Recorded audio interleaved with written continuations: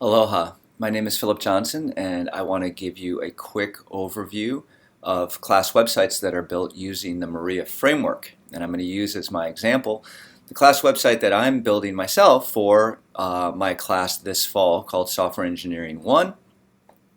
And this is what the site looks like. Your class website may have a different theme or have different menu items, but I'm going to go over kind of the basic things that most of these websites share. Morea is actually an acronym. It expands into the four kind of primary ideas or concepts behind a class website that is structured using Morea: modules, outcomes, readings, experiences, and assessments. So let's take a look at each of these. The most important concept is the module. These are the kind of the semantic units of the class, and so if you click on the modules link in the nav bar, you can see the set of modules in the class. This class right now has 15 modules. That might change as time goes on. And you can see that the first 3 of these modules are actually clickable links. Other modules aren't clickable. That's because I've marked them as coming soon. I'm still working on those modules. I haven't released them yet to the class. So let's take a look at one of these modules.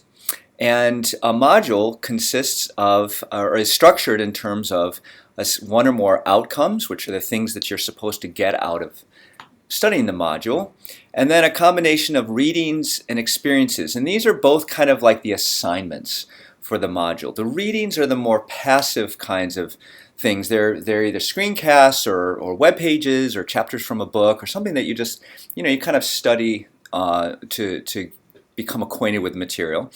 And then the experiences are the activities that really require you to go actively engage with the material. That's where really most of the learning is going to occur.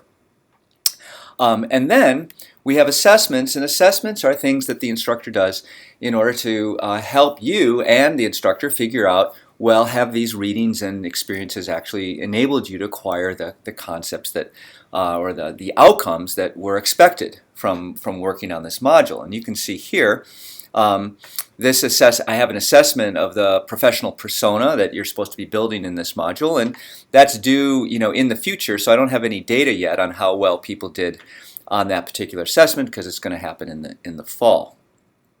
Okay, so we have modules, we have outcomes, readings, experiences, and assessments. And the other thing that the site does is it enables you to easily collect together all of the outcomes that have been that are in the released modules and see them all in one place, show you where those particular outcomes, the modules that they occurred in, and maybe one learning outcome is actually reinforced through multiple modules and could be assessed multiple times during the semester. We can also collect together all of the readings in all of the released modules. That's kind of a handy reference guide.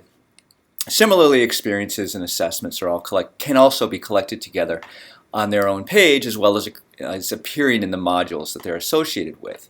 The one final part of the site that I think is pretty useful to you is the schedule page, and that enables you to see actually when in time the instructor is covering one or more modules. So you can see for my class, I'm going to cover the introduction module during the middle of the first week, and then I'm going to have 2 modules covered during the second week, the JavaScript 1 and Professional Persona. And then there'll be certain experiences that are due on particular dates, and then there'll be in-class assessments also occurring. And the nice thing about this is all this stuff is clickable, so if you want to know about this particular experience, you can click on the calendar item and go right to the page that covers that. So there you have it. That's what a Morea site looks like in general. Maybe your instructor doesn't use assessments, so that won't appear, or they might have additional menu items that are useful for them in the class, and so they'll add that to the nav bar. But I hope that using this site you'll be able to quickly find the materials that you need and learn the material for the class as easily as you can.